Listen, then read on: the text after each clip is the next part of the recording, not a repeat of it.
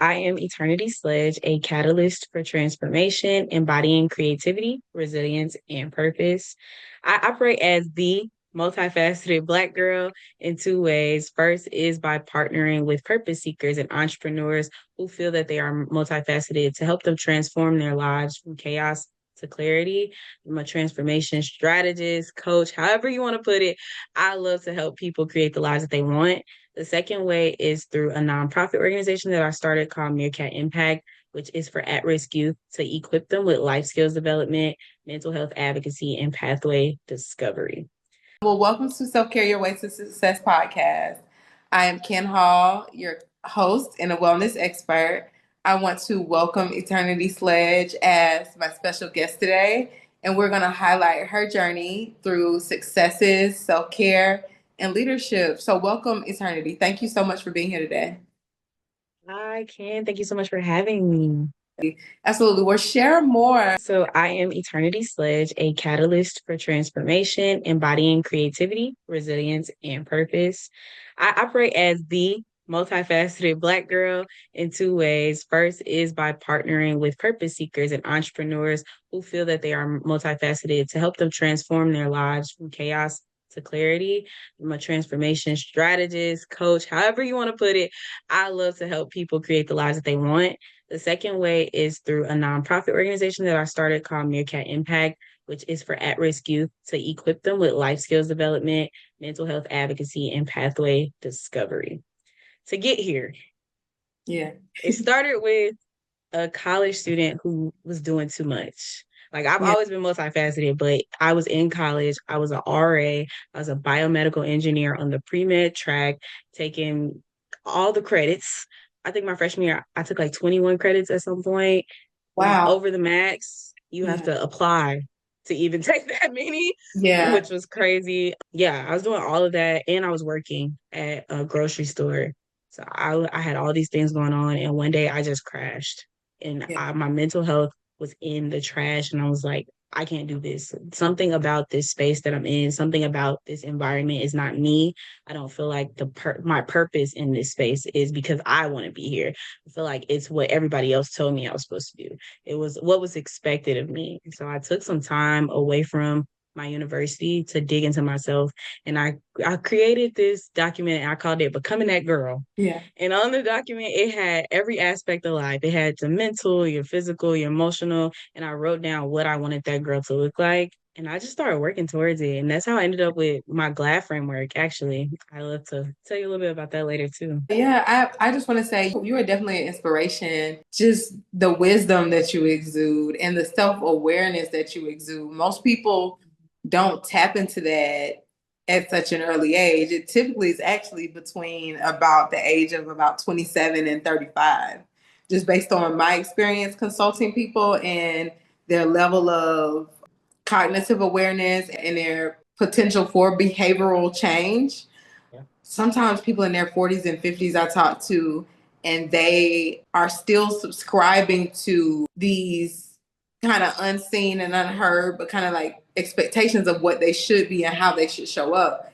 And they're not prioritizing their mental health and they are experiencing burnout. And I love that you are so self-actualized and you're like, no. I have to take, no matter who I disappoint, whose ever expectations I don't live up to, I have to back off of this and get to the root of it. That's just such a beautiful paradigm shift to experience at such an early age, especially while in university. What did it? No, it was definitely difficult. Yeah, it's difficult. Yeah, it's difficult because the mental part is the most difficult part, I think. But what it was leading me to ask you is what your tone of self-talk was like when you decided enough is enough. I have all these expectations, but I know I don't feel good. When I come into this space, I don't feel served. I don't feel aligned. When you decided to choose you, and I know it was difficult, and I know you probably had a lot of people express their disappointment because it's just the way it goes. What was your mindset like? What were your feelings? What type of fears did you have to combat? So before I even made the decision, I was feeling lonely. That was like Yeah. something that really weighed heavily on me, is not feeling like I had the support I needed to even keep going. The fact that I was being an RA and still working a job, I'm like, this isn't normal. And people Yeah. would look at me and they're like, you're doing a lot. Why are you taking so many credits? Why are you doing this? Why are you an engineer on the pre-med track? And it made me start to think like, why am I an engineer on the pre-med track? Why Yeah. am I doing all of these jobs? And I was like, why am I in college? That was the Mm. question that made me change my whole perspective. I was like, I don't know why I'm here. And I started to realize that if I don't change it, it won't change. I stopped wanting to go to class. And I was like, the fact that I'm enjoying going to the grocery store and stocking shelves over going to my class that I'm in school for. I had a full tuition scholarship, so I wasn't paying much. And being an RA, they pay for your room and housing. So I'm just going to this job for fun money. This is for me to put gas in the car. It wasn't even for me to make it day to day. And I started thinking about that. And I thought about how I was a first gen student. I'm not a lot of people in my family have went to college. So me or even making it into college that's already a big accomplishment that I felt needed to be celebrated. And then Absolutely. the third emotion that really took it was realizing that it's my life. Like, it's my life. And I had to keep telling myself that it's my life. When I wake up and I look in the mirror, nobody else is there. It's just me. And when I got out of school, I called my parents and they were in Mexico. They didn't know that this is something I was even thinking about. I talked to myself. I talked to like the mental health people at the school. They tried to put me on medication, all types of things. I was like, no, this isn't what I want. I was about 19, I want to say. I wasn't Yeah. gonna take 3 pills every day at 19. I was like, I'm too young for this. I shouldn't be stressed. Absolutely. It's not that you don't need to be medicated and stressed.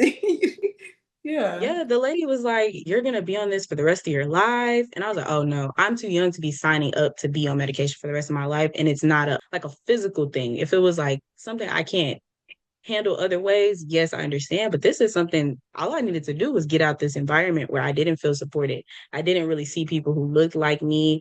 I didn't feel like anybody had my back other than, always a few people who may, but it wasn't enough for me to really feel I had that support system. And so, yeah, during that time, I felt invigorated to take control of my life. Yeah. And that's where you arrived in realizing there was a lack of support and a lack of knowledge or advice that you could receive from people who could say, I see what you're going through. I know what this feels like. And they could speak to the emotions that you were experiencing. That sounds like a very lonely place to be. And I'm just astonished at your level of courage. It's amazing. I had a similar, and I'll speak briefly because this is about highlighting you, but I had a similar experience my sophomore year, kind of between sophomore and junior year. I was thinking about taking a different career path. And what's so funny about taking a different career path, I still ended up exactly where I wanted to be right now at this age. And I did the complete opposite of what some of the people that I admired most and felt like would have my good in mind thought that I should do. And it was very devastating and discouraging when I went to them and I said, hey, I'm unhappy. The feelings you were feeling, they resonate so much so with the experience I was having between the age of about 19 and 20. And I was disappointed because I lost the support, not only the financial support of those who I've been, who I was dependent upon because they didn't approve of my choices. I also lost the moral support in that community that I thought I had. But going into an even lonelier place during that time, it pushed me and it tested me so much so that I was able to see what I was made of. And I was able to see Yes. that, like you said, it's my life. I have the authority over it. And I wish that so much so for more women. And I wish that so much so for more women at a younger age, especially when we're between being a girl and a woman, Yeah. And that's exactly where my nonprofit is rooted at, is getting them while they're young. Like, I want to get fifth grade all the way up to 25-year-olds and tell them, hey, you have options. College is not the only option. College is just as hard as going to get a trade. They're all hard. It's choosing which hard you want to do. If it's entrepreneurship, that is hard. Yeah. Which hard do you want to have to deal with? And I feel like I've kind of dealt with a lot of different hards. I did the college hard, I did the PWI hard, and I did the HBCU hard because I ended up transferring. I did the master degree hard. I do the entrepreneurship hard. So I know everything is hard.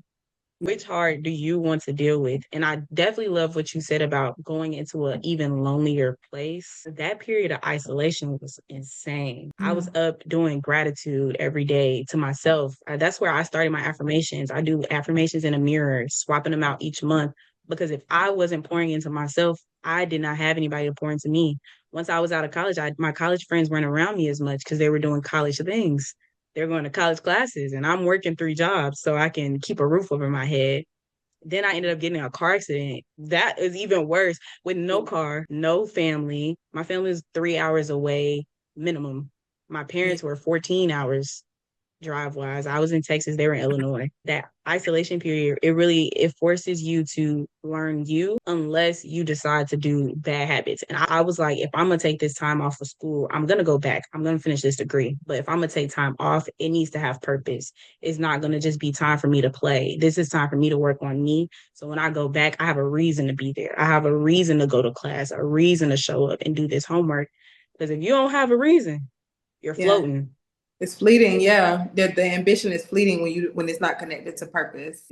What are some of the, I'm pretty sure you have probably a whole manual book, everything of just advice you would give to young girls and women about navigating those difficult spaces and figuring out who they are and where their ambitions lie.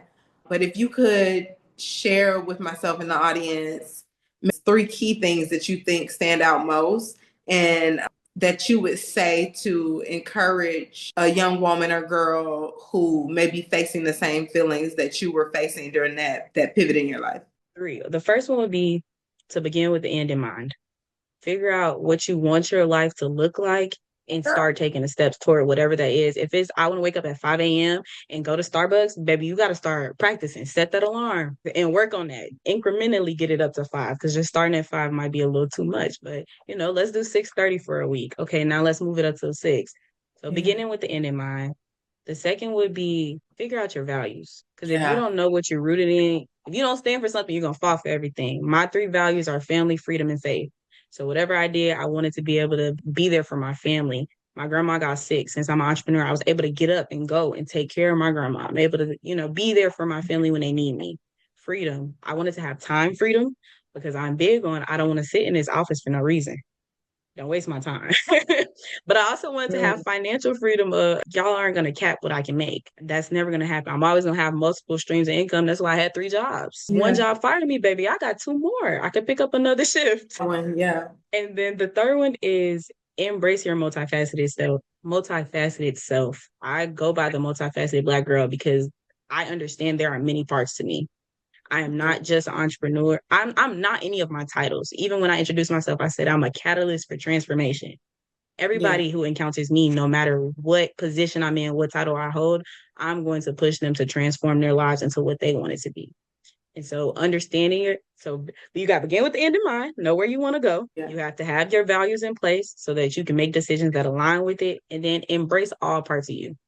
Don't choose one. The one common factor that keeps coming up is finding debt-free funding for the growth of our businesses so that we don't have to stress. So I'm a strategist. I'm a solutions person, and I love to see women in business winning. So I decided to compile a very organized and specific list of over $1 million in debt-free funding that specifically support women entrepreneurs. And I want to share that list with you. Not only am I going to make this debt-free funding list available to you, I'm putting together an event where I'm collaborating with grant writing experts who are going to walk you through step by step on the tips and tricks that they use to increase the likelihood that their clients get approved for this grant funding. But that's not it. I also am collaborating with artificial intelligence experts who partner and use AI to help them grant write more efficiently. It's so important that we share resources and that we tap into the resources that are available to us. But I want to cut out the guesswork, okay? I know what it feels like to have to grind the midnight oil, figure out where the funding is, send out the letters, connect with people, try to get sponsors, get denied after all of my hard work of spending weeks and weeks and weeks of writing letters and preparing applications and answering questions just to find out that I'm not going to be approved for the grant. And I don't want you all to experience that level of disappointment. So I've taken the guesswork out of it. I've partnered with the experts. We are going to actively grant write together.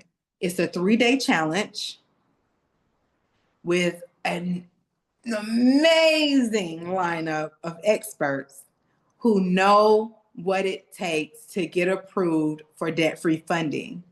I want you all to understand, as much as I would love to just give this away for free, I want you all to understand you will have to make a small investment in yourself so that I know that you are serious. Okay? It's going to take a small investment of your financial support into yourself, and it's going to take a small time investment of your time into yourself, because we have to meet each other halfway. I'm bringing these brilliant experts together. We're all going to meet in one room, and we are going to do a 3-day grant writing challenge together. Okay. But not only are we going to do that, we're going to start each day off with motivation.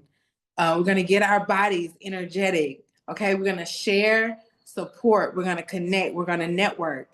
There's going to be hundreds of like-minded women in this room. And you're also going to get access to the replays. So after the 3, I'm not just going to give you 3 days of grant writing and just then just leave you alone to your wits. No, we are going to hold each other's hand in community through this process. And you're going to be able to revisit this information. I'm going to send you the downloads, the replays, and I have a really special surprise. I don't want to give it all away right now. Your level of wisdom is almost ethereal, because these are the types of conversations that I have with women who are like me, that are like pushing 40 and like, and so it's refreshing. You are a breath of fresh air, my goodness. And you make me just so proud and happy. Not that quantifies anything for you, but it's refreshing to me to see. And it gives me hope, because sometimes I read the headlines and I see the news and I see the things that just generations, even my generation and older, sometimes are the things that they are concerned with. And most of it is very futile, at least to me. It's very much not contributing back into society or nurturing, the baton that we have to pass as women. And it's heart-wrenching to think that wisdom might just be fleeting with the air, and that there won't be many people who are of a certain quality of substance and a certain quality of conviction, and have a certain quality of just standard that it's self-respect, really. It really boils down to self-respect, a standard that they live by. Those are beautiful gems and beautiful jewels that we can apply in our personal development, or even in our endeavors, our goals, and whatever we decide to be well accomplished at. What stood out to me, something that you said, your affirmations and how you poured into yourself.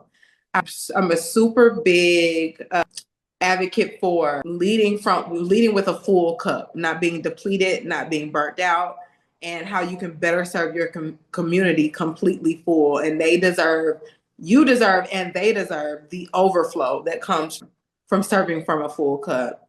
What are some other self-care things that you really cling to and you use to stay full and aligned in mind, body, and spirit, so you can walk in that confidence? Besides the positive self-talk and the self-affirming, what are some other things that you like to do? I love that question, because this is something I really push for everyone around me, is operating from your overflow. Because if you are pouring from an empty cup, what you put out is not going to be good. And that's even why I do a holistic approach. Nothing I say will apply to just business or just personal when I give out like little gems that I think are gems. I try to give things that they're going to help you with both. Because if you're not doing good in life, you're not going to do good in business. And so my big is journaling. I love to journal or brain dump, however people approach it. And it's really just me rolling out the bed and writing down every single thought, anything that comes to mind, whether it's a new business idea, whether it's somebody I need to check on, whether it's about this crazy dream I had about dinosaurs, like whatever it is, I'm going to write that down. I'm going to get it out of my head so I can start the day on a clean slate. And then after I get all of that out, I go to the word, whether it's just me praying or it's me doing Bible study. I bought the Bible study for Black women guided workbook so I can, have something to go along with, or it'll just be me praying, just telling God, like, thank you for allowing me to wake up this morning. Thank you for my family, and letting him know what my intentions are, letting him know what burdens are on my heart that I need help with. Where can you support me? And also giving God that gratitude. Journaling, Absolutely. the affirmations, and I love to write stuff down. Like in general, whether it's a meal plan, is I have sticky notes all over. It was like four different colors, and now it's one color left on this post-it note because I'm writing scriptures, I'm writing quotes. They're all over my computer. They're all over because sometimes you need to see it. Like I'm like being Mary Jane, where she just had all those things written all over her Yeah. house. And people would think she's crazy. I'm not taking them down though. I don't care who comes. You're going to see it is so on my computer. You're going to see that my life and priorities orbit around my faith. Yeah. These are the things that are around my space because I need to know that when I don't feel good, I can look up and see something that's going to bring me back to myself, get me back rooted. This is wonderful. I'll give you a little idea of something that I do. You may already do it and probably just didn't think to mention it, but I have a list of affirmations for like the different lifestyle pillars that I like to focus on. So I have them in a frame. I actually have it printed across a pretty picture. One I got as a gift at an executive women's wellness retreat that I went to in St. Lucia last year, where I did some one-on-one and group coaching with some very amazing, beautiful, and wise women that I look up to, and I had the opportunity to retreat with. And so I put it in a frame and I put it amongst my pictures. So when I go and look or I look over, it catches my attention and it reminds me to read it. So I have them in the rooms that I frequent most, my bedroom, my bathroom, and here I'm actually filming from my living room right now, but I just have this screen so that you can't see like the couch and stuff. But that's something that works for me. I don't know if that will be helpful to you, but I frame it and make it look like a part of the decoration. And then I make these voice notes. Sometimes if I'm not in a place, if I don't have my journal with me, I put on that voice note and I brain dump on the voice note so I don't forget like where my mindset was or whatever it was that I needed to get out when I was like in the motion or like at work or working with a client or something. And I made these voice notes. So that might be helpful to you too.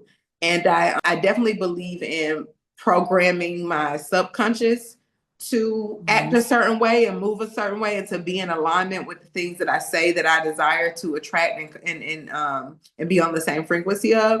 So I made this recording it was about a 40-minute recording, and it's all of the desires and goals that I had, but in a present tense, as if they've already happened. And so I recorded my voice saying it, and I play it on a really low volume right before I go to sleep at night. And then I turn it up within the first 10 minutes of me waking up. Of course, you might have to empty your bladder or brush your teeth, have a drink of water or something like that when you first wake up. But if you do it within the first 10 minutes, our mind is in a theta state. So in that theta state, we're deeply connected to the spiritual aspect of our consciousness, and we are in a very creative and absorbent mode. And so I make sure I don't touch any devices or turn on social media or answer any emails, texts. I don't connect with the world, but I don't have to have the Wi-Fi on for me to listen to the recording. And I meditate for that 40 minutes when I first rise. And that has made a huge difference in just the impact that I'm creating, subconsciously acting on my desires, and just overall having that positive mindset. Sometimes I'll find myself saying things out loud. Like it's in my subconscious now. I got it in that recording. So that may work for you. And I like to share that with people when I see that they are really there, and they prioritize how they think and how they move and how they feel. So those might work for you, but I hope that that's helpful. I really like that voice note idea just in general. The recording is great too, but I love the idea of if I don't have my journal, I can Yeah. still get this done. Because when I travel, I bring my journal and I don't like doing that because I'm scared I'm gonna lose it. So that Yes. might be a good alternative. I also am really big on dating it and signing it. So Yeah. I start with whatever today's date is and I put the full thing.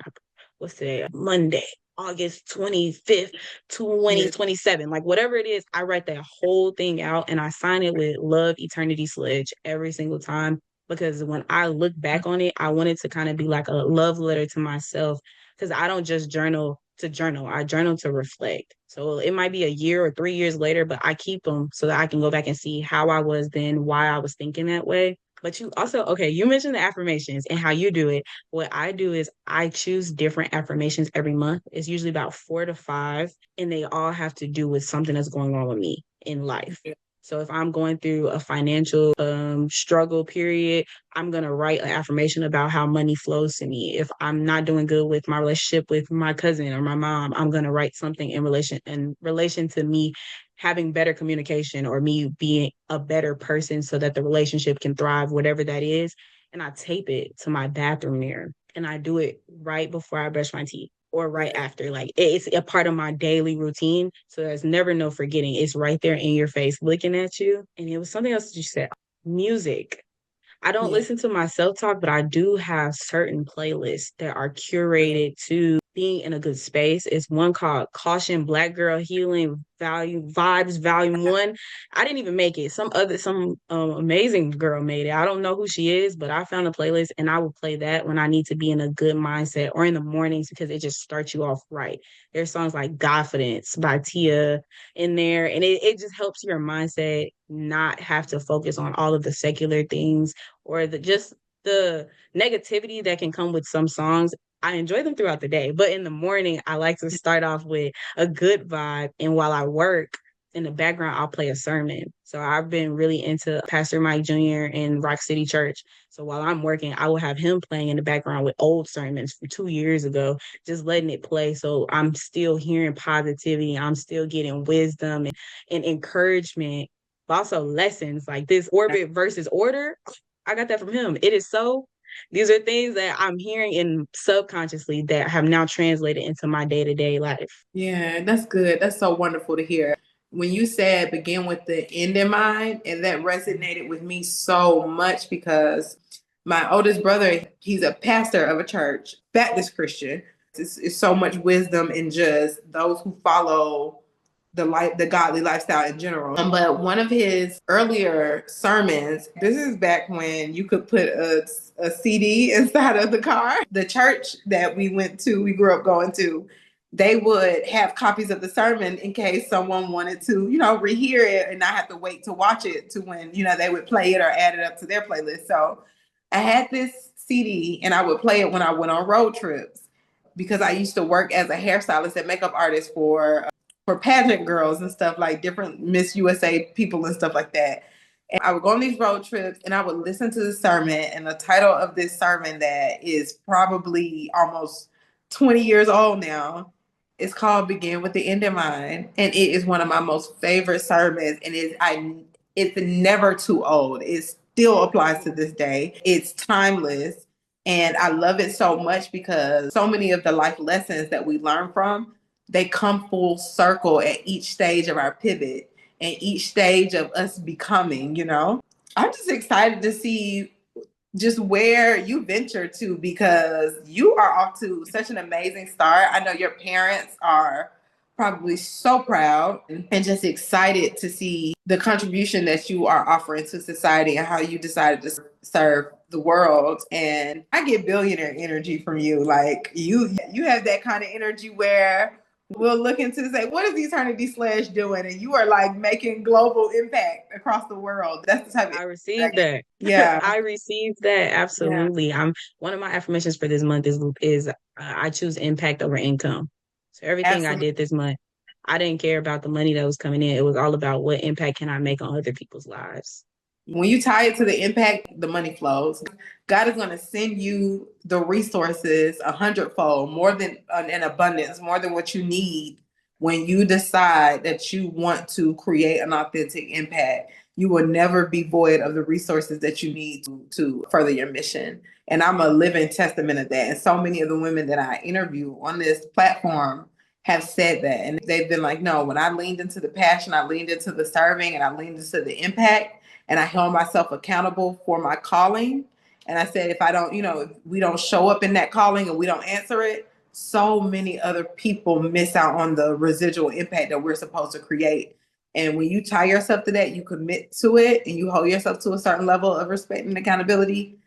When I tell you, God moves the universe to align with you, and it's amazing the daily miracles that you get to witness. No matter who doesn't believe it, doesn't support it, it's the whole universe aligns with your mission. Thank you. I feel like I am definitely a testimony of God will move mountains and align with you, because last year I had an option.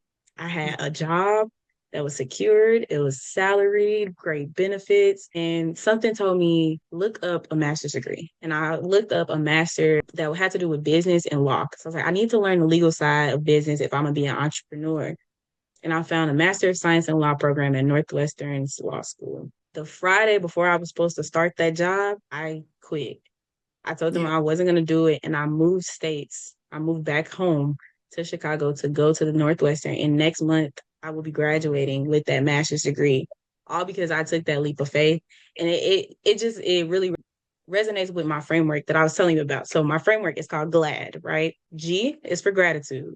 We have to be grateful for where we are. We got to celebrate it and be happy, be thankful. The L is for logistics. You need a plan to get to the next step. The A is for audacity. I feel like especially Black women, we don't be as audacious as we need to. There are plenty of people who walk in rooms and they're like, I belong here. This job was already mine.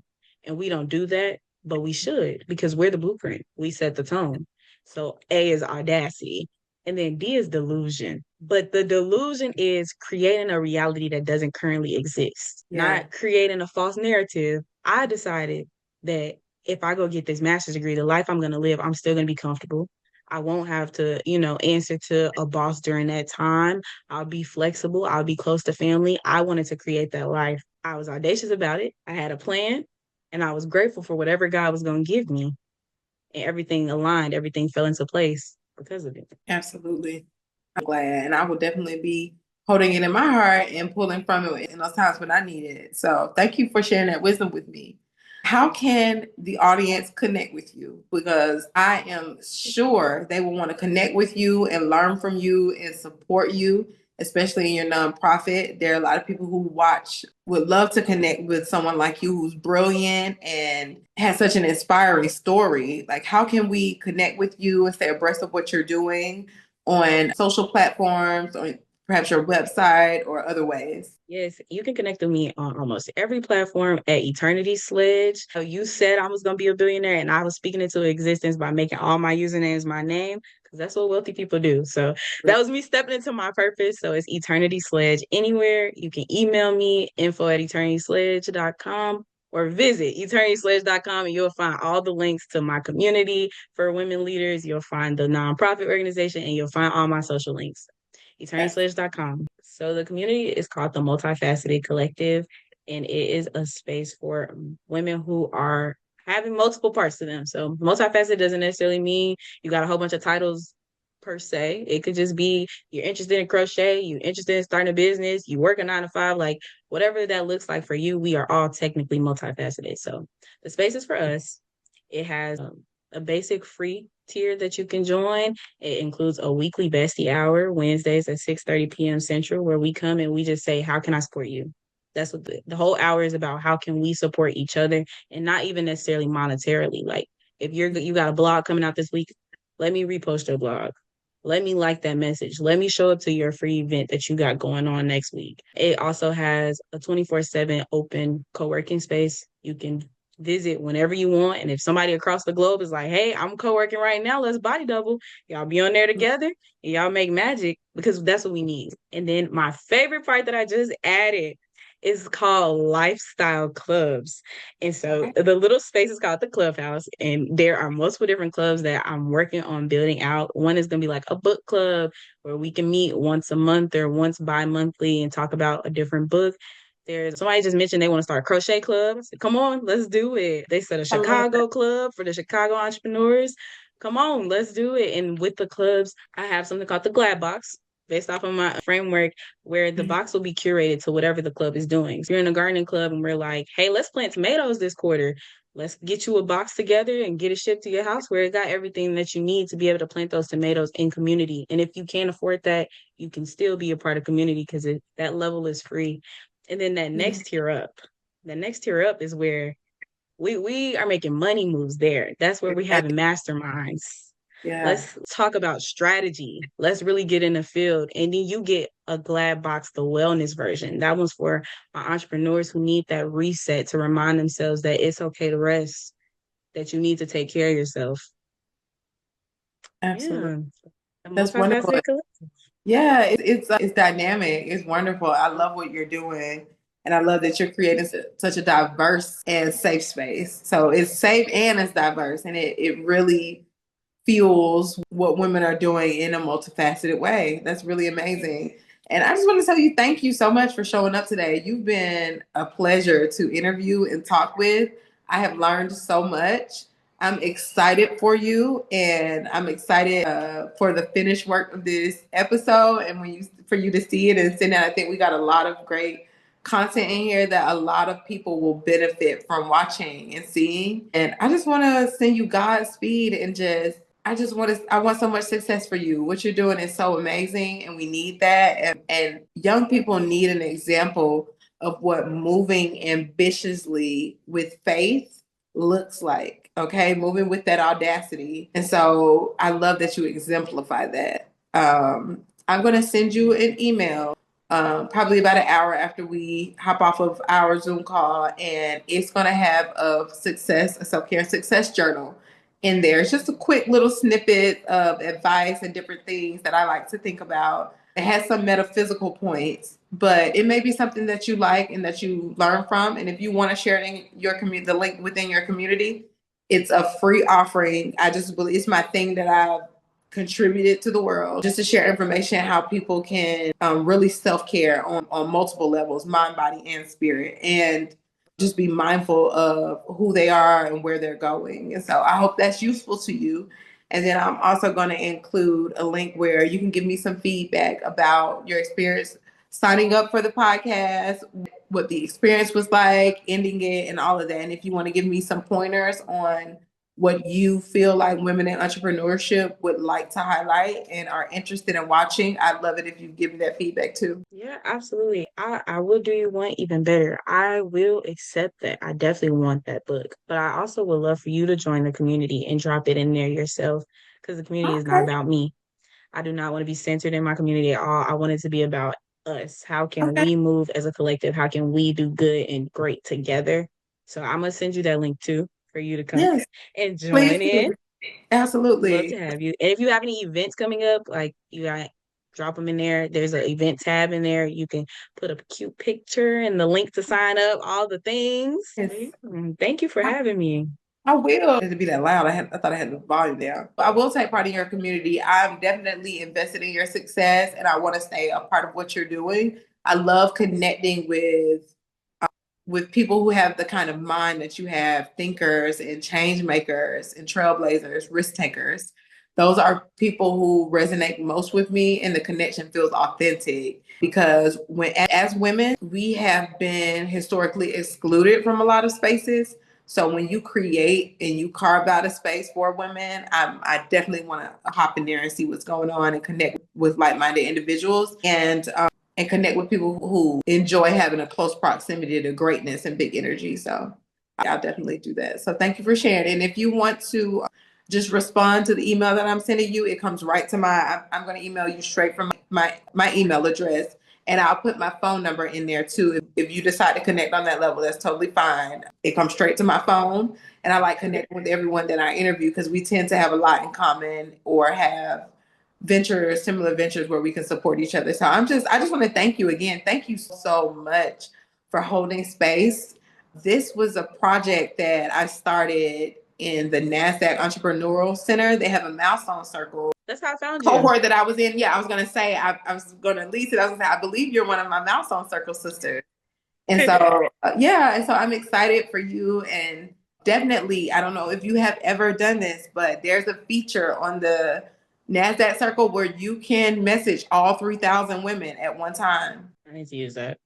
Yeah. So whatever you're doing, send it in there, because when I tell you that is a group of women who are focused and they are very intentional.